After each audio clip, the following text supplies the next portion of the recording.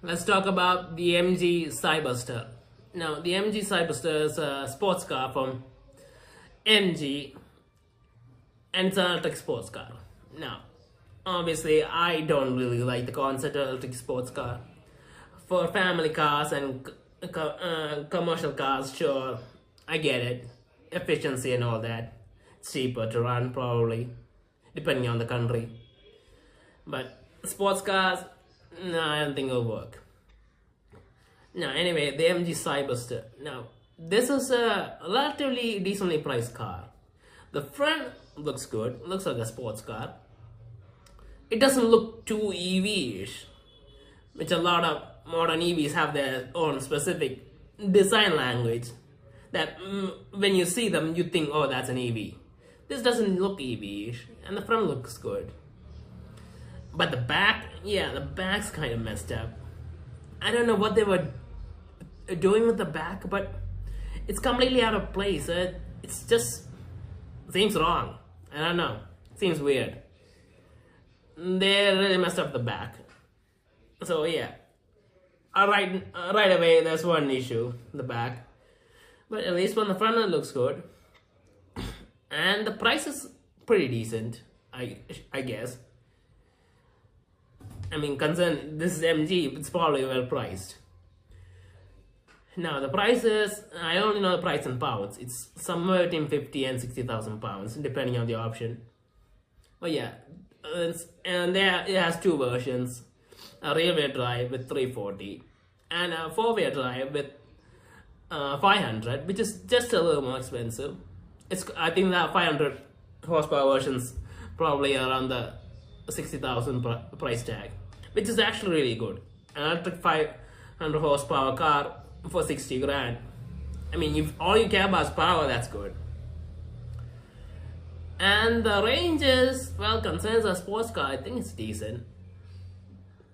The lower horsepower one has probably a usable range, a claim range of 316 or something. And I'm not sure. And the 500 horsepower has 276 claim range.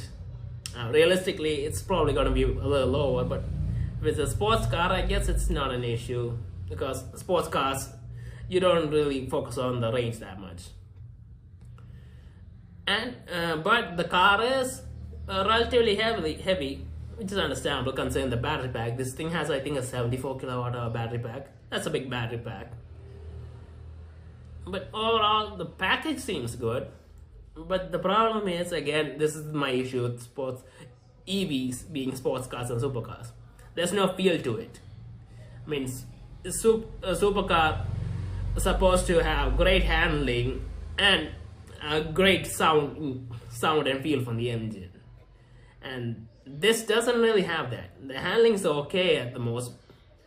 I mean, the car's heavy because the batteries and also there's gonna be some issues. And then there's the motor, which is, it's an electric motor. That's not gonna make sound. So you're not getting that kind of feeling from or the excitement from the sports car. And that's part of the experience. And it doesn't have these two things. So not sure how well people are gonna react to this car. Whether or not people are gonna want this car, because they're not getting what they exactly want. They're getting the look of a sports car. At least it looks like a sports car in some ways. And it's got the power, but still. You're not getting the sports car experience, in my opinion. And as far as EVs with power go, all EVs have a lot more power these days. So the power isn't really a big thing. I mean, a Model S Plaid has 1000 horsepower, and that's a 4-door sedan. So power isn't really the important thing. It's the feel and the handling.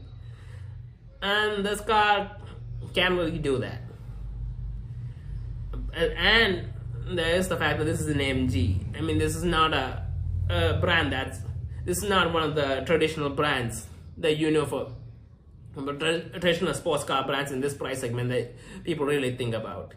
I mean, I think this price tag, I don't know the price exactly, but Yeah, there are other cars that we know, but MG isn't one that's everyone's waiting for and excited for. So yeah, this car doing well, I'm not so sure.